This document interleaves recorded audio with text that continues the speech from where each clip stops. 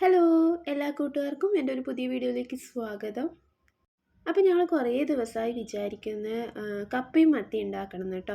അങ്ങനെ ചിന്തിച്ചുകൊണ്ടിരിക്കുമ്പോഴാണ് അച്ഛൻ വിളിച്ചത്. അച്ഛൻ വിളിച്ചിട്ട് പറഞ്ഞു മത്തിയുണ്ട് വേണമെന്ന് ചോദിച്ചു. അപ്പോൾ പിന്നെ നമ്മൾ കേൾക്കേണ്ട താമസം ചാടി ഇറങ്ങി. അങ്ങനെ നമ്മളിപ്പോൾ അഴീക്കൽ ഹാർബറിലാണ് കേട്ടോ ഉള്ളത്. അപ്പോൾ അവിടെ നിന്ന് മത്തിയും വാങ്ങിയിട്ട് വേഗം തന്നെ വീട്ടിലേക്ക് വന്നു. അതിൻ്റെ ഇടയിൽ വരുന്ന വഴിക്ക് ഞങ്ങൾ കപ്പയും കൂടി വാങ്ങിയിട്ടുണ്ടായിരുന്നു കേട്ടോ. അപ്പോൾ ഇന്നത്തെ കുക്കിംഗ് എല്ലാം ഏട്ടനാണ് ചെയ്യുന്നത്. അങ്ങനെ മീൻ കൊണ്ട് നാടൻ്റെ അമ്മ മുറിക്കാൻ ഇരുന്നിട്ടുണ്ട്. അപ്പോൾ ഏട്ടൻ വേഗം കറി വെക്കാനും കീഞ്ഞു കേട്ടോ.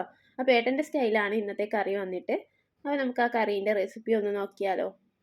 ആദ്യം വെളിച്ചെണ്ണ ഒഴിച്ച് അതിലേക്ക് ഉലുവ പൊട്ടിക്കുന്നുണ്ട്. പിന്നെ അതിലേക്ക് വെളുത്തുള്ളി ചേർത്ത് കൊടുക്കുന്നുണ്ട്. പിന്നെ അത് കഴിഞ്ഞ് ഇഞ്ചിയും പച്ചമുളകും ഉള്ളിയും കൂടി ചേർത്തിട്ട് നന്നായിട്ട് വഴറ്റിയെടുക്കുക.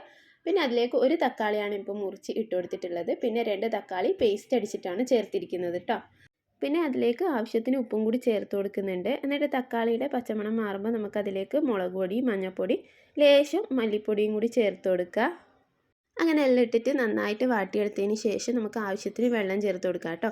അപ്പോൾ നമ്മളിവിടെ ഒരു അര ഗ്ലാസ് വെള്ളമാണ് കേട്ടോ ചേർത്ത് കൊടുത്തിട്ടുള്ളത്. അപ്പോൾ ആവശ്യത്തിന് വെള്ളം ചേർത്ത് കൊടുക്കാം. അപ്പോൾ നമ്മൾ കുറച്ച് വറ്റിച്ച രീതിയിലാണ് വെക്കുന്നത്. പിന്നെ തിളച്ച് വരുമ്പോൾ അതിലേക്ക് പുളിവെള്ളം കൂടി ചേർത്ത് കൊടുക്കുന്നുണ്ട്. എന്നിട്ട് നമുക്ക് അതിലേക്ക് മീനും കൂടി ഇടാം കേട്ടോ. എന്നിട്ടൊന്ന് അടച്ചു വെച്ച് വേവിച്ചെടുക്കാം.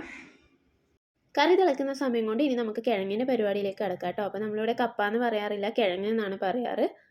കിഴങ്ങ് നന്നായിട്ട് വേവിച്ച് ഉടച്ചെടുത്തിട്ടുണ്ട് കേട്ടോ. അപ്പോൾ ഉപ്പും മഞ്ഞൾപ്പൊടി ഇട്ടാണ് വേവിച്ചിരിക്കുന്നത്. ഇനി അതിലേക്ക് നമുക്ക് താളിച്ച് ചേർത്ത് കൊടുക്കാം. അപ്പോൾ താളിപ്പിനായിട്ട് കടുകും ചുവന്ന മുളകും ഉള്ളിയും വെളുത്തുള്ളിയാണ് ചേർത്ത് കൊടുത്തിട്ടുള്ളത്. അപ്പോൾ ഉള്ളിയും വെളുത്തുള്ളിയും ഒന്ന് ചെറുതായിട്ടൊന്ന് ചതച്ചിട്ടുണ്ട് കേട്ടോ.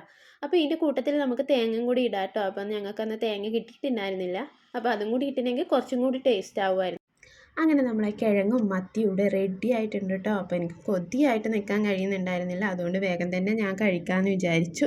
അപ്പോൾ ആദ്യം തന്നെ കിഴങ്ങെടുത്തിട്ട് അതിലേക്ക് നമ്മൾ കറി ഒഴിച്ചു കൊടുക്കുന്നുണ്ട്. അപ്പോൾ ആ കിഴങ്ങ് കുളിച്ച് കിടക്കുന്ന രീതിയിലാണ് കേട്ടോ ഒഴിച്ചു കൊടുക്കുന്നത് കറി. അപ്പോൾ നല്ല ടേസ്റ്റ് ഉണ്ടായിരുന്നു. കൂടെ ഒരു കട്ടൻ ചായ ഉണ്ടെങ്കിൽ സൂപ്പറാണ് കേട്ടോ. അപ്പോൾ കപ്പയും മത്തി ഇഷ്ടമായി ലൈക്ക് ചെയ്യുക, സബ്സ്ക്രൈബ് ചെയ്യുക. Thanks for watching.